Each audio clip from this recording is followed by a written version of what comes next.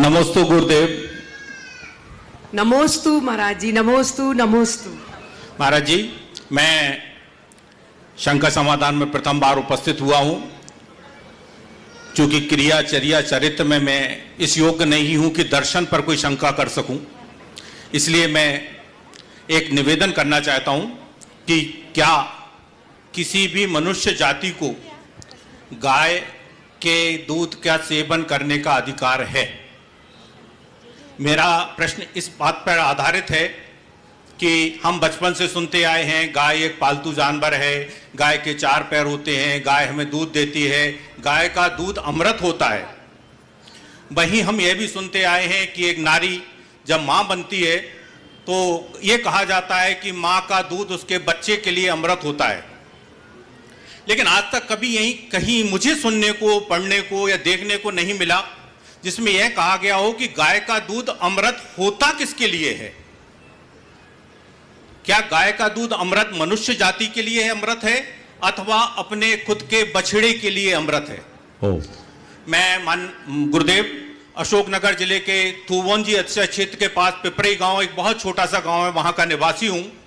1979 में आचार्य गुरुदेव का चतुर्मास के उपरांत पिपरई में बिहार हुआ और उस छोटे से गांव पर गुरुदेव की इतनी कृपा बरसी कि आज हमारा गांव एक इतना समृद्ध जैन समाज का गांव है कि जहां से हर घर के हर बच्चे बड़ी बड़ी प्रशासनिक सेवाओं में, डॉक्टर, इंजीनियर और विदेशों में अपनी सेवाएं दे रहे हैं।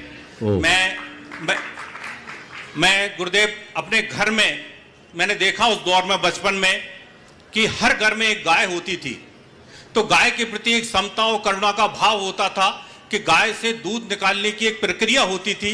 लेकिन जब हम वर्तमान में जब उसका व्यावसायिक उपयोग देखते हैं तो गाय के दूध का जिस तरीके से शोषण हो रहा है, गाय के बछड़े के साथ क्रूरता हो रही है। वो महाराज जी, मैं चाहता हूं कि आपका आशय मैंने समझ लिया। जी महाराज, मैं चाहूंगा एक बार सुबोध जी का जोरदार अभिनंदन कीजिए। न्यायपालिका के क्षेत्र में उच्च पद से सुशोभित होने के साथ ही ये एक संस्कार युक्त श्रावक हैं, ये इनके लिए सबसे बड़ी प्रशंसा की बात है। मैं इसकी भूरी भूरी सराहना करता हूँ और आशीर्वाद देता हूँ। आपने जो सवाल किया, क्या दूध मनुष्यों के लिए अमृत है या सेवन के योग्य है? अगर हम जैन संस्कृति के हिसाब से विचार करें तो हमारे 24 में से 23 तीर्थंकरों की पारना क्षीरान्न से हुई है। हमारे तीर्थंकरों का प्रथम आहार दुग्ध युक्त रहा, समझ गए?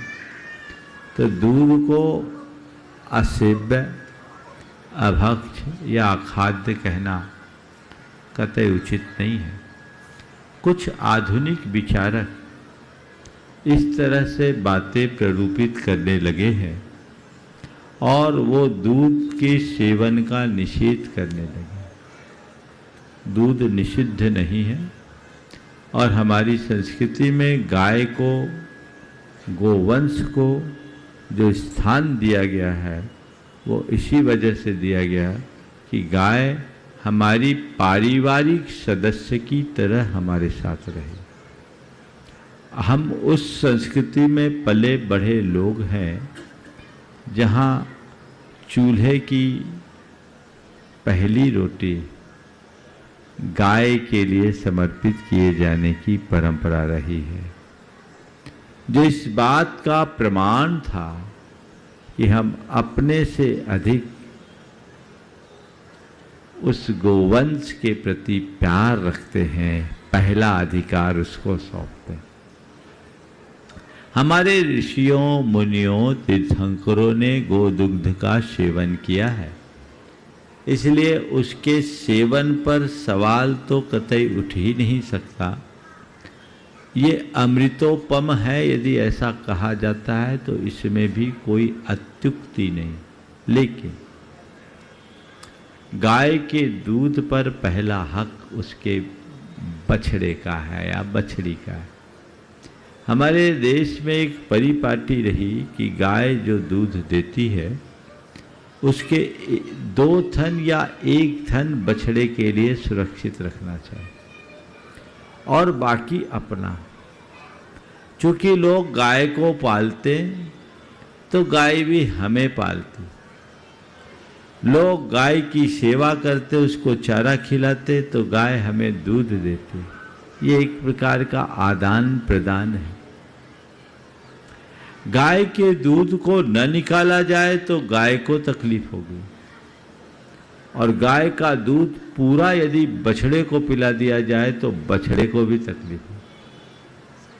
गाय को जब अच्छा पोषक आहार मिलता है तो गाय की दुग्ध की मात्रा भी बढ़ जाती है।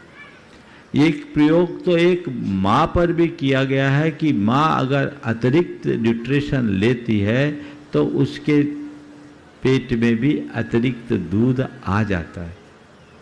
तो ये दूध का उत्पादन एक स्वाभाविक प्रक्रिया है, और गाय आदि किसी भी प्राणी के दूध के सेवन में कोई दोष नहीं है, बशर्ते वो सही प्रक्रिया से निकाला जाए।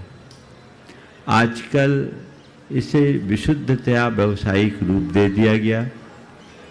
बड़ी बड़ी डेयरी फार्मों में अब तो बछड़ों को रखते ही नहीं।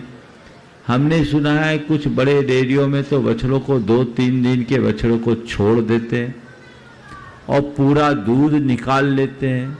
दूध निकालने के साथ साथ दूध निकालने के लिए ऑक्सीटॉक्सिन जैसे इंजेक्शंस दे देते हैं, जो उसके लिए बहुत पीड़ादायक होती है। दरअसल ये इंजेक्शन एक प्रकार से प्रतिबंधित भी है, ये प्रसूति के लिए होता है, लेकिन अब दूध को निचोड़ने के लिए किए जाने लगे। अन्य कृत्रिम तरीके से जो इस तरह की प्रक्रियाएं अपनाई जाने लगी है, यह क्रूरतापूर्ण है। ऐसी क्रूरता के साथ उत्पादित दूध पीने योग्य नहीं। लेकिन सही तरीके से दुग्ध का उत्पादन हो तो उसके सेवन का कतई निषेध नहीं, बल्कि सेवन करना चाहिए।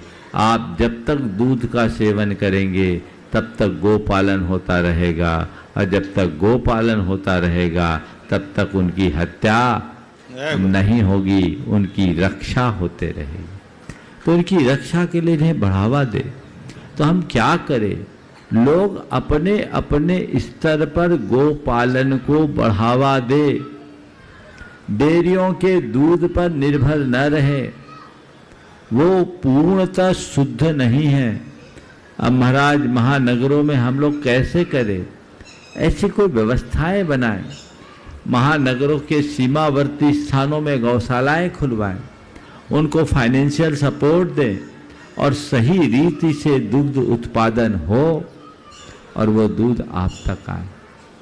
उसमें ऐसा सिस्टम बना दे कि उसमें कैमरे भी लग जाए, दिख जाए कि बछड़े को दूध मिल रहा है कि नहीं। और वो दूध, यदि बाजार का दूध 60 रुपया लीटर मिलता है, आप 100 रुपया लीटर लीजिए, लेकिन दूध शुद्ध लीजिए, आपको मिलेगा। और दुग्ध में संपूर्ण पोषक तत्व है। एक शाकाहारी के लिए बहुत बड़ा आधार है, इसलिए इसका निषेध करना कतई उचित नहीं है। लोगों को इस पर गंभीरता और व्यापकता से विचार करना। नमोस्तु गुरुदेव।